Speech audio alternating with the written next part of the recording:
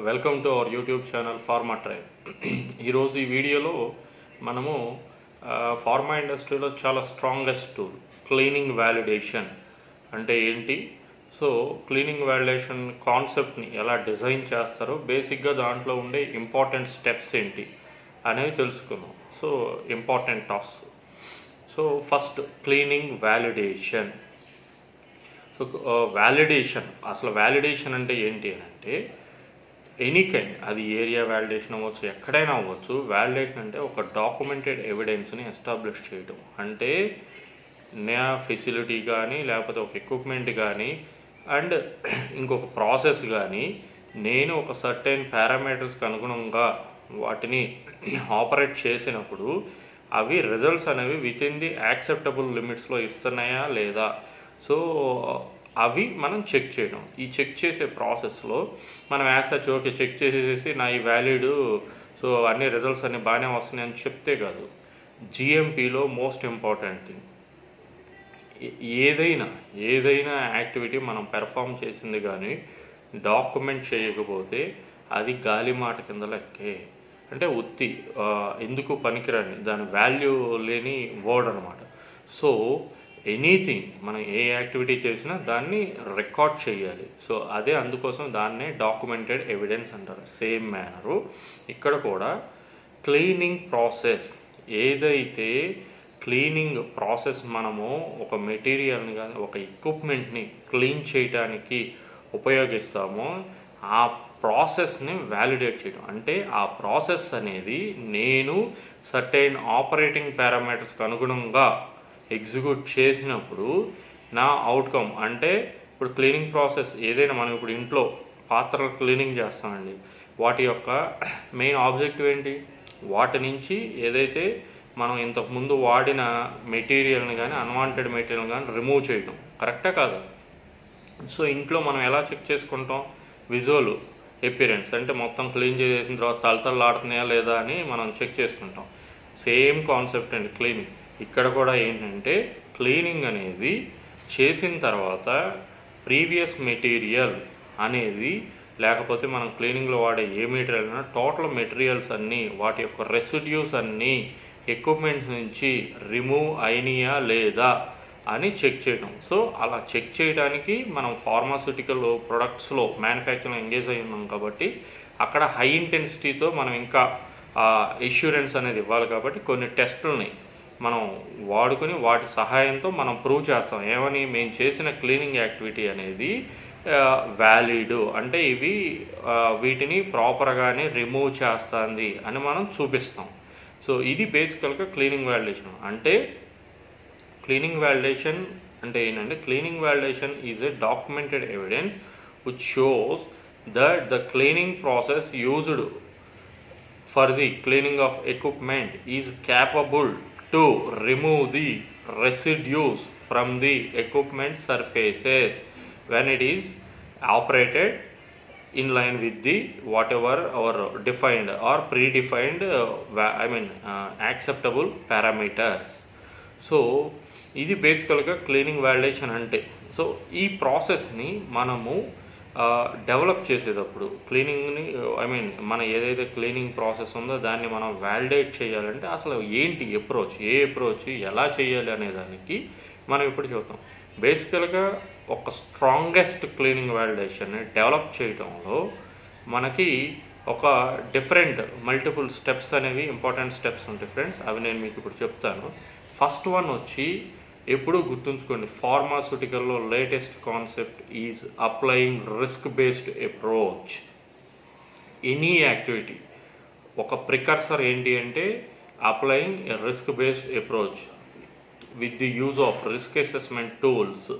మనము అసలు ఒక యాక్టివిటీని కానీ దేన్నైనా కూడా చేయాలనుకుంటే ఒక రిస్క్ అసెస్మెంట్ చేసుకుని దాని ద్వారా దాంట్లో రిస్క్లు ఏమైనా ముందు ఎవాల్యుయేట్ చేసుకుని తర్వాత ప్రాపర్గా ఎగ్జిక్యూట్ చేస్తే రెగ్యులేటరీ ఎక్స్పెక్టేషన్ అంటే ఓకే, వీళ్ళు ముందే ఈ సర్టెన్ యాక్టివిటీకి సంబంధించిన రిస్కులన్నీ కూడా ప్రాపర్గా అసెస్ చేసుకున్నారు, దాని బేసిస్ మీద ఎగ్జిక్యూట్ చేశారు కాబట్టి ఫర్దర్గా రిస్క్స్ అనేవి చాలా తక్కువ ఉంటుంది ఈ ప్రాసెస్లో అని వాళ్ళు ఆ ఒపీనియన్ ఉంటారు. అందుకోసమే ఇక్కడ కూడా ఫస్ట్ బేసిక్ స్టెప్ ఏంటి అని అంటే రిస్క్ అసెస్మెంట్.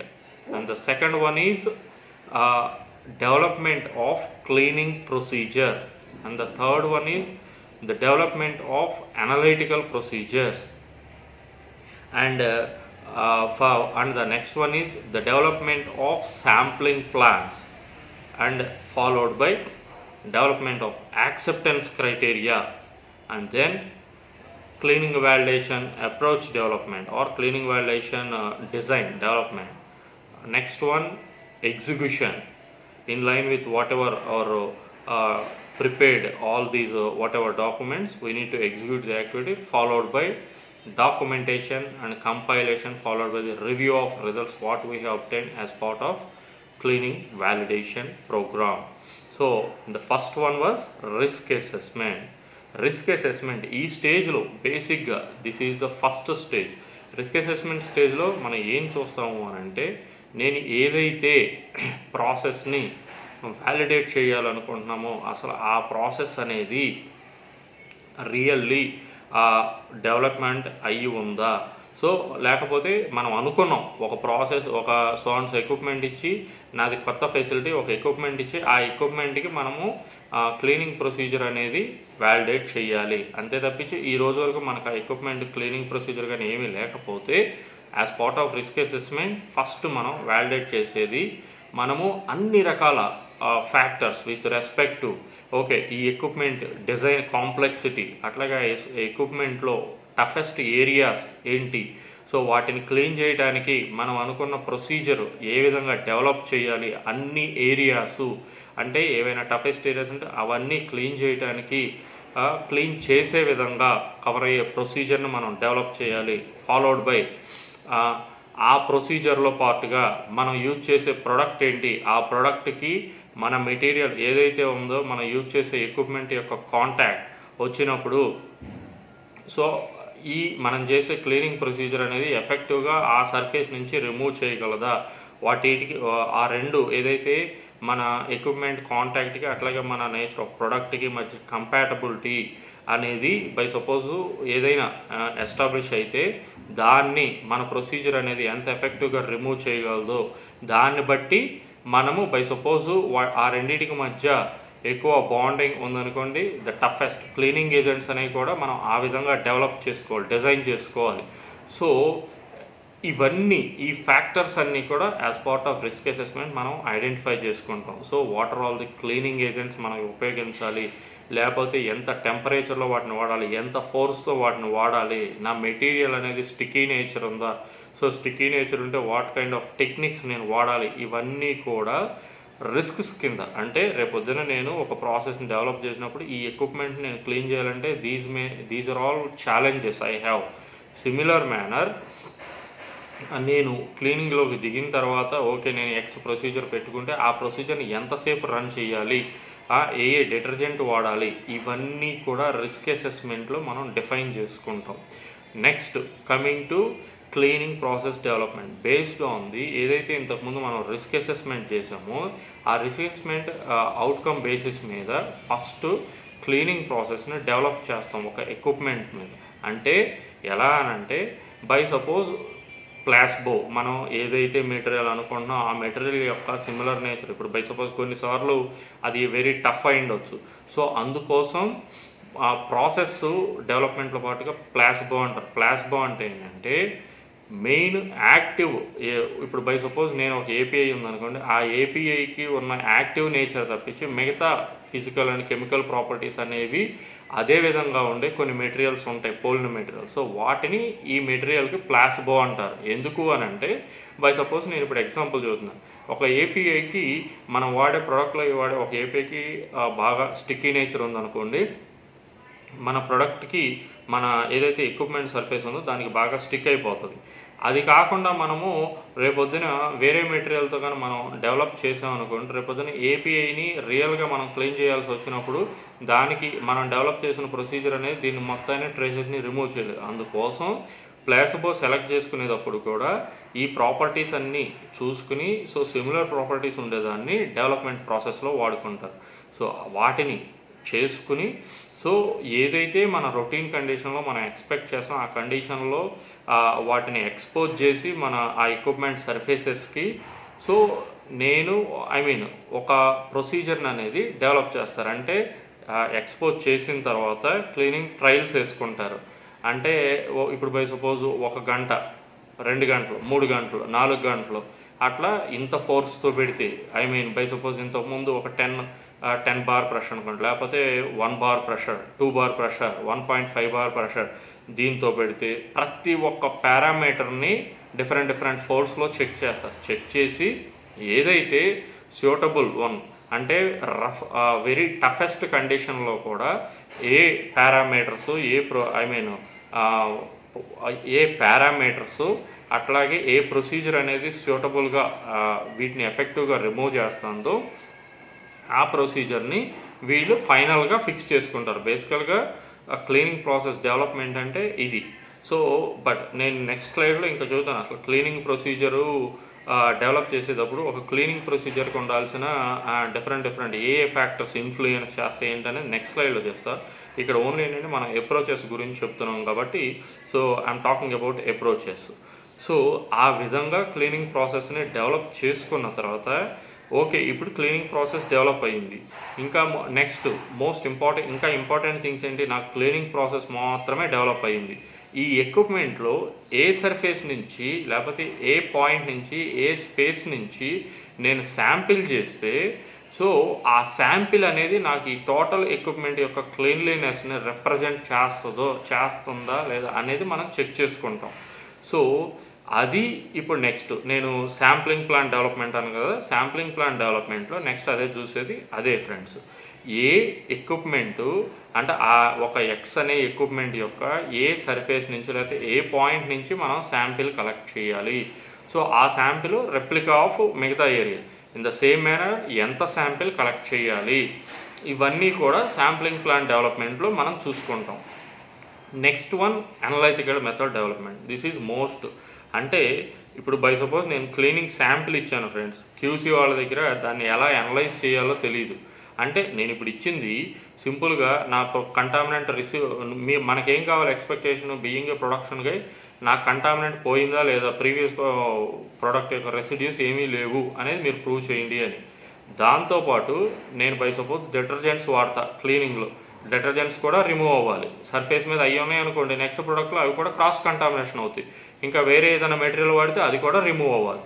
సో నా యొక్క అనలైటికల్ మెథడ్స్ అనేవి వీటన్నిటినీ డిటెక్ట్ చేసే విధంగా వాళ్ళు ప్రొసీజర్స్ డెవలప్ చేసుకుంటారు. అంటే నాకు త్రూఅవుట్ క్లీనింగ్ ప్రాసెస్లో డిఫరెంట్ మెటీరియల్స్ యొక్క ఇన్ఫ్లుయెన్స్ ఉంటుంది అనుకుంటే ఆ మెటీరియల్ యొక్క రెసిడ్యూస్ని టెస్ట్ చేసే విధంగా అనలైటికల్ ప్రాసెస్ అనేది డెవలప్ చేయాలి. ఇది cleaning procedure analytical process development అంటే.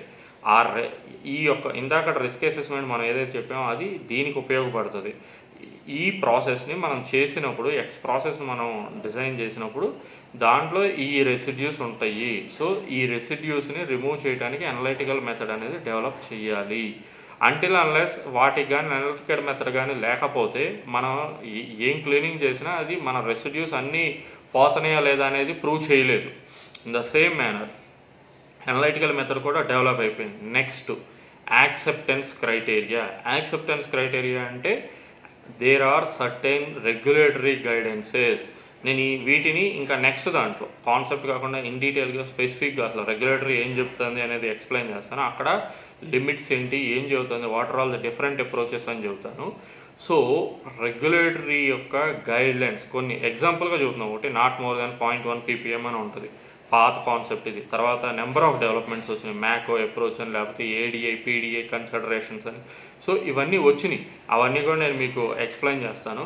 సో ఇక్కడ యాక్సెప్టెన్స్ క్రైటీరియా మనం డిజైన్ చేసేది రెగ్యులేటరీ ఏదైతే యాక్సెప్ట్ చేస్తుందో దానికి అనుగుణంగా మీట్ అయ్యేటట్టు. సేమ్ మేనర్ దీని మీద డిపెండ్ అయ్యి నా క్లీనింగ్ ప్రొసీజరు అట్లాగే నా మెథడాలజీ ఏదైతే నా అనలైటికల్ మెథడాలజీ ఉందో ఈ మూడు కూడా ఇంటిగ్రేట్ అవ్వాలి. బికాస్ నేను ఏదో క్లీనింగ్ ప్రొసీజర్ డెవలప్ చేసుకున్నాను కదా, నా క్లీనింగ్ ప్రొసీజర్ అనేది నేను డెవలప్ చేసుకున్న ప్రొసీజర్ అనేది ఈ యాక్సెప్టెన్స్ క్రైటీరియాకి అనుగుణంగా నా రెసిడ్యూస్ని రిమూవ్ చేయాలి. చేస్తేనే ఆ క్లీనింగ్ ప్రొసీజర్ అనేది రెగ్యులేటరీ పరంగా వ్యాలిడ్ అవుతుంది. అంతేకాదు నాకు ఎష్యూరెన్స్ రావాలంటే ప్రీవియస్ ప్రోడక్ట్లో ఒక సర్టెన్ లెవెల్కి దాటి ప్రీవియస్ ప్రోడక్ట్ రెసిడ్యూస్ లేవని ఒక ఎష్యూరెన్స్ రావాలంటే ఈ క్రైటీరియా మీట్ అవుతుంది. సో ఇవన్నీ ఇంటిగ్రేటెడ్ సిస్టమ్స్ అనమాట. ఒకదాని తర్వాత ఒకటి ఈ ప్రాసెస్ అన్ని డెవలప్ చేసిన తర్వాతే బేసికల్గా అస్సలు సినిమాలోకి అంటే లైక్ మన ప్రొడక్షన్ స్కేల్లో క్లీనింగ్ వాలిడేషన్ స్టేట్కి వెళ్తుంది ఒక క్లీనింగ్ వాలిడేషన్ ప్రోగ్రామ్ అనేది. అండ్ దెన్ ఈ డేటా అంతా క్యుములేటివ్గా తీసుకుని ఈ ఇన్ఫర్మేషన్ అంతా మన క్లీనింగ్ వాలిడేషన్ ప్రోటోకాల్లో ఇన్కార్పొరేట్ అయ్యి తన అనుగుణంగా ట్రైనింగ్స్ అన్నీ కంప్లీట్ అయిన తర్వాత దానికి కావాల్సిన రిక్వైర్మెంట్స్ అన్ని ప్రీ రిక్విజిట్స్ అన్ని మనం ఆర్గనైజ్ చేసుకున్న తర్వాత క్లీనింగ్ వాలిడేషన్ అనేది మనము ప్రొడక్షన్లో ఎగ్జిక్యూట్ చేస్తాము. దీని గురించి క్లీనింగ్ వాలిడేషన్ ప్రొడక్షన్లో ఏ విధంగా ఎగ్జిక్యూట్ చేస్తాము, అట్లాగే ఒక ప్రోడక్ట్ను బట్టి మనము ప్రోడక్ట్ని ఏమేమి కన్సిడర్ చేసుకోవాలి, cleaning validation acceptance criteria develop చేయడానికి, ఇవన్నీ నేను నా నెక్స్ట్ వీడియోలో చెప్తాను. ఇక్కడ మనం only thing concepts from the starting అసలు ఒక క్లీనింగ్ వాలిడేషన్ ప్రోగ్రామ్ అనేది దాంట్లో ఉండే డిఫరెంట్ కాన్సెప్ట్స్ ఏంటి, ప్రోగ్రామ్ ఎలా డిజైన్ చేయబడుతుంది అనేది మాత్రమే చెబుతున్నాం. కాబట్టి ఇక్కడ ఈ వీడియోని ఎక్కడికే లిమిట్ చేస్తున్నాను. And then cleaning validation execute అయిన తర్వాత శాంపిల్స్ కలెక్ట్ చేసిన తర్వాత ఆ శాంపిల్స్ అనలైజ్ అయిన తర్వాత వచ్చిన డేటాని బట్టి ఆ డేటా అనేది ఫర్దర్గా కంపైల్ చేసి మనకి ఏదైతే ముందు మనం ఫిక్స్ చేసుకునే యాక్సెప్టెన్స్ క్రైటీరియాకి అనుగుణంగా మీట్ అవుతుందా లేదా అనేది చెక్ చేసుకుని లిమిట్స్, సో తదనుగుణంగా మనము రిజల్ట్స్ అనేవి డిక్లేర్ చేస్తాం. ఓకే, మేము డెవలప్ చేసిన క్లీనింగ్ వాలిడేషన్ అనేది నాకు విత్ ఇన్ ది లిమిట్స్లో చేస్తుంది, విత్ ఇన్ ది లిమిట్స్లో రెసిడ్యూస్ అన్ని రిమూవ్ చేస్తుంది, నెక్స్ట్ ప్రోడక్ట్లోకి ఎటువంటి కంటామినెంట్స్ వెళ్ళట్లేదు అని మనం డిక్లేర్ చేసి దాన్ని ఫర్దర్గా రిలీజ్ చేస్తాం. బేసికల్గా క్లీనింగ్ వాలిడేషన్ కాన్సెప్ట్ ఇది. సో ఇప్పుడు ఓకే, ఒక్కసారి మనం క్లీనింగ్ వాలిడేషన్ చేసాం, అక్కడితో సరిపోతుందా అంటే సరిపోదు. రెగ్యులర్గా పీరియాడిక్గా, బికాస్ మనం రోజు చేస్తూనే ఉంటాం, రోజు క్లీనింగ్ అదే ప్రాసెస్ చేస్తుంటాము. అట్లాగే శాంపిల్స్ కొంతమంది అది ఈవెన్ కొన్ని కంపెనీలు కొన్ని కంపెనీలు ఇస్తాయి, కొన్ని కంపెనీలు ఏమో ప్రతి బ్యాచ్ తర్వాత, కొన్ని కంపెనీలు ప్రతి బ్యాచ్ తర్వాత ఇస్తాయి, కొన్ని కంపెనీలు ఏమో ఒక క్యాంపెయిన్ తర్వాత ఇస్తాయి. సో అట్లా డిఫరెంట్ కాన్సెప్ట్స్ అనేవి వాళ్ళు పెట్టుకుంటారు. సో దీనికి అనుగుణంగా ఏంటి అని అంటే బేసికల్గా రెగ్యులేటరీ ఆల్సో వన్ రికమెండేషన్ ఇది, పీరియాడిక్గా క్లీనింగ్ వాలిడేషన్స్ అనేవి రీక్వాలిఫై చేయాలి. దానికోసం క్లీనింగ్ వెరిఫికేషన్ అనే ఒక టెర్మినాలజీ పెట్టుకుని ఇయర్లీ అట్లీస్ట్ ఒక బ్యాచ్ మీద కంప్లీట్ సెట్ ఆఫ్ అనాలిసిస్ అంటే డిఫరెంట్ లొకేషన్లో మనం క్లీనింగ్ వాలిడేషన్లో ఎలా చేస్తామో 3 బ్యాచెస్ మీద డిఫరెంట్ లొకేషన్స్లో ఒక బ్యాచ్ మీద అట్లీస్ట్ ఒక బ్యాచ్ మీద ఒక్కొక్క ప్రోడక్ట్కి సంబంధించి ఒక్కొక్క బ్యాచ్ మీద తీస్తారు. అంటే నేను అనేది క్లీనింగ్ వాలిడేషన్ అనేది ఇఫ్ టోటల్గా ఈజ్ ఎ కంబైన్డ్ అప్రోచ్ లాగా worst case approach single product చేస్తే దట్ ఈస్ డిఫరెంట్ ప్రోడక్ట్. కొన్నిసార్లు ఏమవుతుందంటే కొన్ని కైండ్ ఆఫ్ ప్రోడక్ట్స్ని బట్టి ఆ ప్రోడక్ట్ స్పెసిఫిక్ క్లీనింగ్ ప్రాసెస్ ఉంటుంది. కాబట్టి ఏ విధంగా అప్లికబుల్ అయితే అంటే ప్రొడక్ట్స్ కానీ ప్రొడక్ట్ వైజ్ క్లీనింగ్ ప్రొసీజర్స్ ఉంటే ఆ ప్రోడక్ట్ క్లీనింగ్ వెరిఫికేషన్ చేస్తారు. సేమ్ మేనర్ ఇది ఓల్డ్ వన్ ఏదైతే ఉందో అది కానీ అన్నిటికీ వరస్ట్ కేస్ ప్రోడక్ట్ చేసినప్పుడు వరస్ట్ కేస్ ప్రోడక్ట్ ఎగ్జిక్యూట్ చేసినప్పుడు ప్రతి ఇయర్లో ఒకసారి దాని complete set of samples collect చేసి వెరిఫై చేస్తారు నా క్లీనింగ్ ప్రాసెస్ అనేది కంట్రోల్లో ఉందా లేదా అనేది. సో ఇది బేసికల్గా క్లీనింగ్ వాలిడేషన్ యొక్క వాలిడేషన్ ప్రోగ్రామ్ యొక్క cycle friends. By suppose same manner ఇప్పుడు బై సపోజ్ ఏదైనా నాకు క్లీనింగ్ కానీ కంటిన్యూస్ ఫెయిల్యూర్స్ వచ్చినాయి అనుకోండి, లేకపోతే కొత్త ప్రోడక్ట్ వచ్చింది, లేకపోతే నేను న్యూ డిటర్జెంట్ నాకు ఇప్పుడు బై సపోజ్ దీంట్లో వాడేది కాకుండా ఇంకో కొత్త డిటర్జెంట్ ఆల్టర్నేట్ డిటర్జెంట్ని కానీ ప్రపోజ్ చేసినప్పుడు, లేకపోతే న్యూ డిటర్జెంట్ని ప్రపోజ్ చేసి దీనికంటే ఎఫెక్టివ్గా ఉన్నదాన్ని మనం తీసుకొచ్చినప్పుడు ఇట్లా డిఫరెంట్ రీజన్స్ వలన క్లీనింగ్ వాలిడేషన్ కానీ మళ్ళీ చేయాల్సి వస్తే మళ్ళీ నేను ఏదైతే ప్రాసెస్ చెప్పానో టోటల్ ప్రాసెస్ అనేది మళ్ళీ సైకిల్ అనేది స్టార్ట్ అవుతుంది.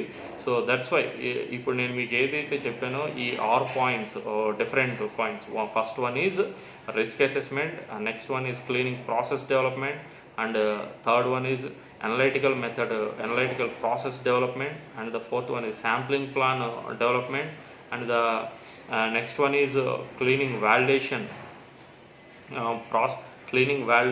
protocol design, and the further one is acceptance criteria development, and cleaning validation execution, and documentation and compilation. ఈ సైకిల్ అనేది అట్లా I mean any kind of thing మనం ఎప్పుడైనా కూడా రీక్వాలిఫికేషన్ కాల్ చేసినప్పుడు డెఫినెట్గా ఇది రిపీట్ అవుతూ ఉంటుంది. ఇది బేసికల్గా క్లీనింగ్ వాలిడేషన్ ప్రోగ్రామ్ యొక్క కాన్సెప్ట్ ఫ్రెండ్స్. సో ఈ వీడియో కానీ మీకు నచ్చితే తప్పకుండా లైక్ చేయండి, అట్లాగే మీ ఫ్రెండ్స్కి షేర్ చేయండి, అండ్ మీ ఫ్రెండ్స్ని కూడా రికమెండ్ చేయండి మన ఛానల్ని సబ్స్క్రైబ్ చేయమని. Thank you friends.